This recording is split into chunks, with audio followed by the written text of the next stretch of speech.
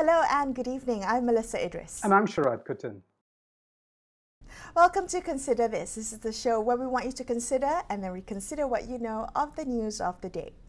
Education Minister Razidin has announced that schools will reopen in stages from October 3rd, where students will take turns to attend school and attendance is going to be set at 50% of classroom capacity. This is all to reduce the risk of transmission of COVID-19. Now, Malaysia's schools, according to UNESCO's global monitoring of school closures, has been estimated to have been shuttered for approximately 50 weeks.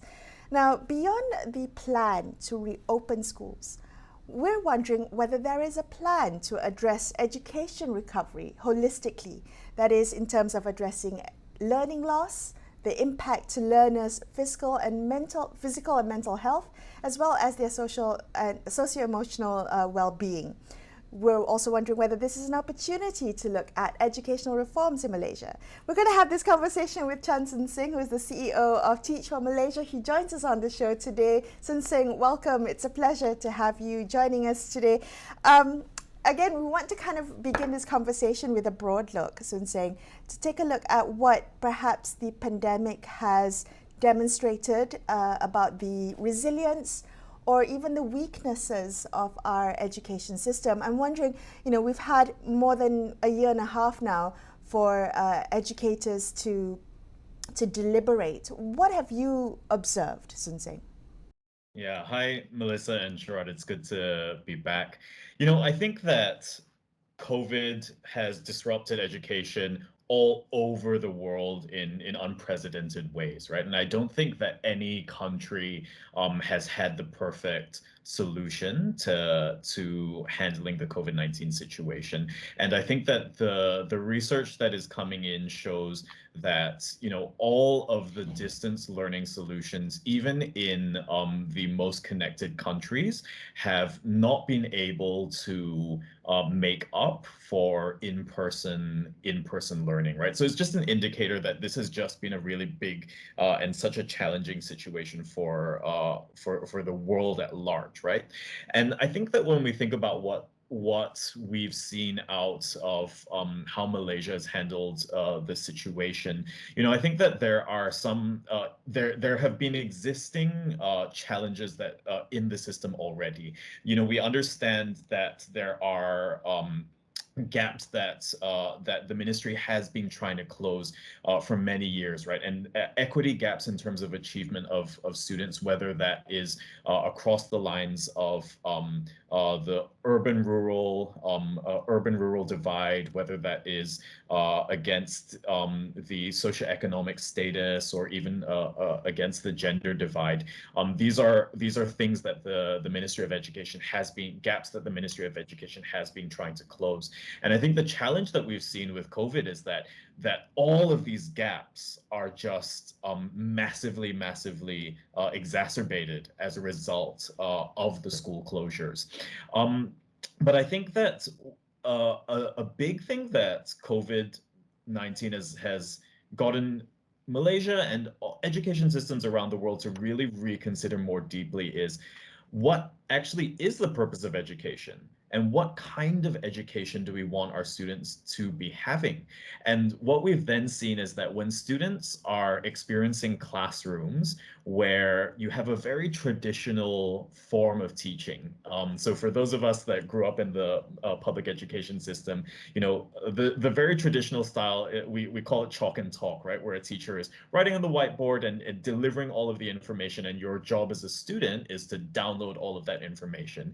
We've seen that in an online setting, that really doesn't work, and that kids will choose to walk away if they're subjected to that sort of teaching. And so there's a call for a need to transform or to accelerate the transformation of teaching and learning and the experience of what kids are getting in their education. So in saying, you talk about, these really important issues. I always wonder what incentives there are for policymakers, for politicians, and some of the key stakeholders in the system, namely teachers and schools and headmasters, to actually institute change. I mean, I would love to see a survey to find out how many politicians or MPs, sitting MPs, have their kids in the public funded schools as opposed to the private schools. And I say that not just to be cheeky, but I think that there is a disconnect between politicians and the system that they oversee. And I wonder whether, you have thoughts on the push, because it doesn't seem like this crisis that we've had over a year and a half has actually been an incentive for any kind of innovation in education, and certainly not coming from the political leadership. Yeah, I think that what we have seen is that there has been pockets of some very exciting innovation in terms of teachers figuring out how to mobilize technology, how to use technology in ways to really engage their students during this time. And I think that one thing that's exciting is the opportunity to see how technology could potentially transform education in Malaysia moving forward, right? The challenge that we will see is really how to your point about incentivizing the usage of technology is when we go back to the physical classrooms, what we saw last year and at the beginning of this year is that often it was very easy, or it was the most common thing for classes to revert back to the very traditional forms where there wasn't a usage of technology because there isn't the supporting infrastructure to enable that. So there definitely needs to be more political will around it, right? And I think that one of the things that we really need to invest in is supporting our teachers and ensuring that our teachers are upskilled to be able to meet the needs arising out of the pandemic, but just in general how they're going to be educating kids for the 21st century. And I think that if anything, that's really where the major investment needs to go into. Yeah, CJ, but I want to stop you there because I know you're trying to put a positive spin on this, and I know because you need, as somebody who works for an organization that interfaces with the ministry, that you can't directly criticize the Ministry of Education, mainstream educators. But I think there's a problem. I think we, in many ways, Malaysia's reform agenda never goes forward because the lack of honest criticism, I think, in the public sphere. But so I want to come back to on the question of incentive. I was talking about incentivizing politicians, not of technology use as such. And when you look at the many instances over the last year with teachers in particular, I mean, empowering teachers is one thing, but the National Union of Teaching Professions is very powerful. And what they have demonstrated last year over a number of issues is their reluctance to take criticism, to embrace new norms. They're very defensive. And I wonder if with those kind of attitudes, can reform actually be implemented? A massive thing that needs to happen across the education system, and which is what Teach for Malaysia stands for, is really how do we empower leadership across the system. And I think that the reality of our system is that it has often been, well, not often been, but it has started off as a very centralized system, and we've seen that being a massive challenge in the pandemic, right? Because schools don't have the autonomy to make decisions that meet the needs of the community, even though they probably understand the needs of their community the best because they're closest to the challenges that their students face. So the Ministry of Education is highly centralized in their decision making, and education in Malaysia is very politically driven. And so on the topic of empowerment, I think it is really also about ensuring that that the professionals who run the Ministry of Education really do have a strong enough say in order to sustain reform. And this is I mean, I think it's a very, very institutional issue that needs to be addressed, because often what happens as well is that because progression within the Ministry of Education is very time bound, often by the time someone gets to the top to be, let's say, the Director General of Education, they often are are close to retirement, so have about 1 to 2 years to serve. And so that's a really, really small period to be able to make change in education. And typically, if you want to see something happen in education, you're going to need a minimum of 5 years to 6 years, if not an entire schooling cycle of 11 years. So these 1 to 2 year turnovers are not helpful. But even if we don't change the tenure period, we need to empower the professionionals, the director generals, to be able to have a sustained response. And the challenge with sorry, so to interrupt you, I find that fascinating, Seng, because I'm just wondering, since we're talking about the appetite for reform, is reform in the education system something that you think the public wants? I'm just wondering how aggressively we can implement reform in the education system. We've seen with the Pakatan Harapan tenure during their time in Putrajaya that reform was not well accepted, particularly aggressive reform was not well accepted. Do you think that educational reform is something that might go down well with the public, or is this what is considered to be a political hot potato that nobody wants to touch? Let's not rock the boat. Let's just keep going on the way we've been going on for decades now and continue to survive without actually addressing something that you said a bit earlier, the kind of education that we want. Melissa, the boat is sinking, and this, I think, is the problem.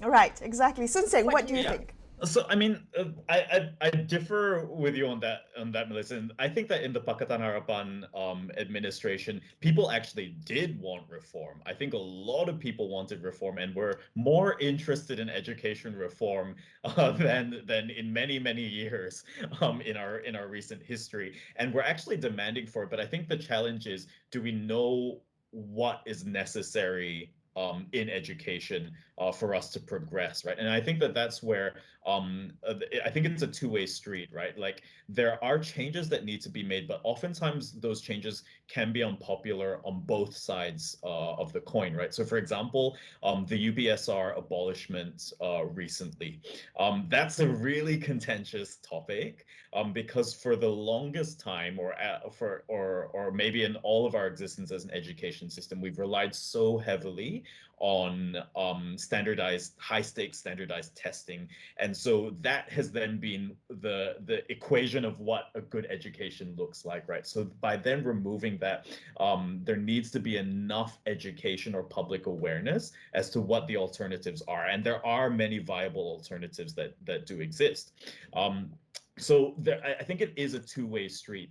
I think the public definitely wants reform in education, but are they aware enough about what the ministry, number one, is trying to do? So, for example, through the Malaysian Education Blueprint, is that being communicated effectively enough to the public? And I think the thing that probably needs to happen more is just more dialogue. And to your point earlier, Sharad, about defensiveness and criticism, I think that there isn't enough space for dialogue between the public and the system at large to be able to make sense of things together.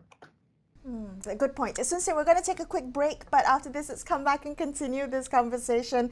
Seng, CEO of Teach Malaysia, is on the show. We'll be back with more, so stay tuned to Consider This.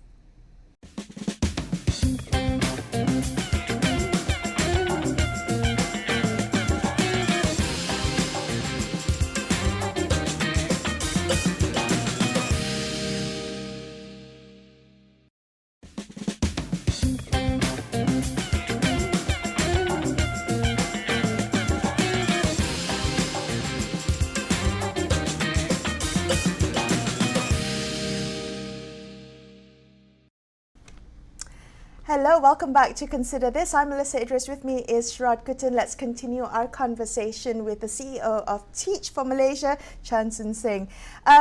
Just before the break, we talked about the appetite for educational reform. And I just want to come back to the present, where I think a lot of what's happening is just teachers and learners are just trying to keep their head above water.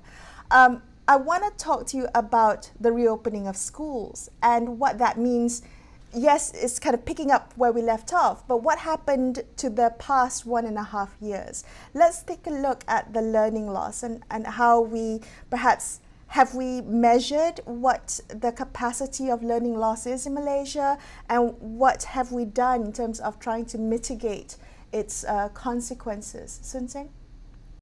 Yeah, so I mean, I think that that will be the biggest challenge in the return to schools, not just in the short term, right? But then I think this is a multi-year challenge that we're going to need to address. The Malaysian estimated learning losses are something to the tune of 80 billion ringgit per year in GDP losses in terms of a less skilled workforce, right, as a result of this disruption. But the reality is that we don't know what that looks like at this point in time. There hasn't been enough significant assessment to be able to determine this, and especially when we've been in home-based learning mode, that's been a challenge to be able to assess effectively, because not every kid is even able to access learning at this point in time, right? So when we do eventually bring all kids back to school, it will be really important for us to be able to assess formatively where children are at, and then to be able to tailor learning to be able to meet their needs. And so I think, you know, one of the things that and so I'm a supporter of the abolishment of UPSR. And I think that one of the things that removing a high stakes exam does is that it allows teachers to then focus more specifically on what the kids need, instead of trying to make sure that they're prepared to just sit for one examination. So the ministry launched a plan, I think back in August, about recovery, and there was a focus. There were a number of things that they stated that needs to be focused on. Number one is the literacy and numeracy restoration program for kids in the lowest level of primary school, so standard 1 to 3. A focus on classroom assessment that will allow teachers to make sure that that they are really tailoring learning to the needs of their students. And they have also announced the need for a system in which they can have access to all of the learning materials online. So the ministry does have a digital learning platform at this point in time, but one of the things that doesn't exist is the content that teachers can use. And so they've announced that that's something that they want to be investing in. Right. Seng, sorry if I interrupt you, but you know, I'm going to be that annoying journalist who has one factoid, is going to be, you know, repeating it over and over again. What is that? That, you know, some time ago it was said that Malaysian students, to the extent that they spend 12 years in school, only got 9 years worth of education. I don't know to what extent that still holds true, at least to the point of before the pandemic struck. And it seems to me that there are always great plans and blueprints, and if everything goes as you say, the question was why this resolve to deal with the pandemic period wasn't applied during the earlier period. Why did we have such a disastrous outcomes? Why did we have such disastrous outcomes in learning prior to this, and why was it ignored? Yeah, so I mean, I think that I think that if we've looked over time, so the has been this massive plan that the ministry has endeavored to transform, right, learning outcomes in the system at large since 2013 till 2025. And if we do look at the blueprint, the system has made change and it has improved over time. So Malaysia, on our education system metrics, as well as on international assessments like the PISA and TIMSS, has improved. The question is whether we have improved enough in the time frame that we have set out for ourselves. And the reality is we haven't been meeting the targets that we have set in its fullest form, right? But I do think that there has been in the last 10 years more of a resolve to transform education than in the past. But I think the question is, and this goes back to our earlier conversation about like the sustainability of transformation initiatives, right? And ensuring that there is incentive and that there are structures in place to ensure that transformation initiatives are sustained within the system. And I do think that that's what we really need to focus on. The one of the challenge, and I think that it's a two-way street in terms of public sentiment, as well as what the ministry needs to do. One of the challenges that there's obviously always something new that people want to see change, right? And education is an always evolving thing, but we also do need to stick to our plans as well and be committed. And so I think that that's what the ministry needs. They need support from the political machinery. They need support from the public to be able to carry out the plans that they do have. And we do need to hold them accountable by getting ourselves educated as to what's in the blueprint, what's in the plan, and bringing this conversation up. Okay, now I'm going to be the annoying journalist to say that there's one more thing I would like to see changed in the education system. Not so much to do with direct learning outcomes and saying, but something troubled me. I think recently I saw a survey that talked about discrimination in the school system, and that the findings were very concerning. I'm just wondering whether Teach for Malaysia has a position, or whether you have observations about how we can address this. The deep-rooted discrimination that comes at such an early age and can likely, shape a child's well-being growing up. What are your thoughts? Yeah, I mean, I think that that school is such a powerful place to be able to help kids to learn how to socialize with one another across lines of difference, right? And I think that one of the things that we are not necessarily good at doing is having this public discourse, or just having a discourse around differences. And the Ministry of Education has in recent years had a real big push to developing higher order thinking skills in students. They're called HOTS or KBOT skills. And I think that is something that we all recognize is lacking and needs to be developed. And this is where we really need to be able to invest in our teachers. We need to ensure that we have teachers that are trained, that teachers who are exposed, teachers who have the ability to navigate tensions, to hold dialogue with their students. And that's something that we really, really need to invest in with our teachers, that we need to do more in, for sure. Yes, Seng, in terms of the teaching staff, philosophically, has the thinking been completely wrong-headed? Not allowing for really highly educated people to go into the foundational years of teaching, keeping them for secondary and and so on and so forth, and so is that likely to change? I mean, what kind of resistance are we going to face if we push for a truly talent-based recruitment system into our education, into the teaching profession? Yeah, I mean, I think that that's definitely something that we need to invest more in. And the ministry has been investing in ways to ensure that that they're upgrading qualifications at every level. And Teach for Malaysia in itself is a Ministry of Education program in which in which we aim to recruit and bring in really passionate and dedicated people into our classrooms. And so but I think the challenge that we need to see happen, or the thing that we need to see change, is that and this isn't a Ministry of Education specific thing, right? It's a civil service thing where oftentimes civil service progression is based on tenure, meaning how the number of years you serve results in your progression within the system.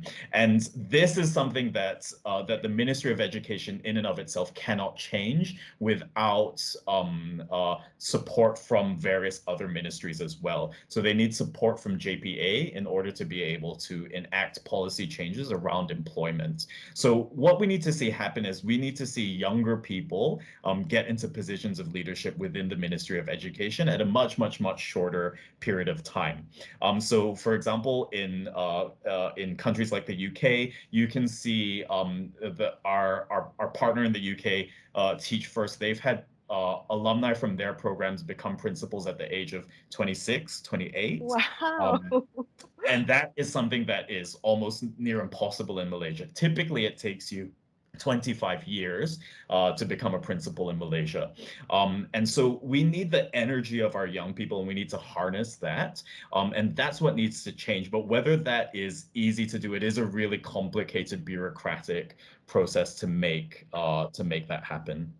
That's true. Seng, thank you so much for speaking with us on the show today. It's been a pleasure, and thank you for sharing your insights. I appreciate your time. Never enough time, apparently. That was our conversation with Seng of Teach for Malaysia. That wraps up our episode of Consider This for tonight. Don't forget, you can get the latest information on COVID-19 vaccines at astroawani.com, as well as our Astro Awani app. I'm Melissa Idris. And I'm Sharad Kuttan, signing off for the evening. Thank you so much for watching. Good night.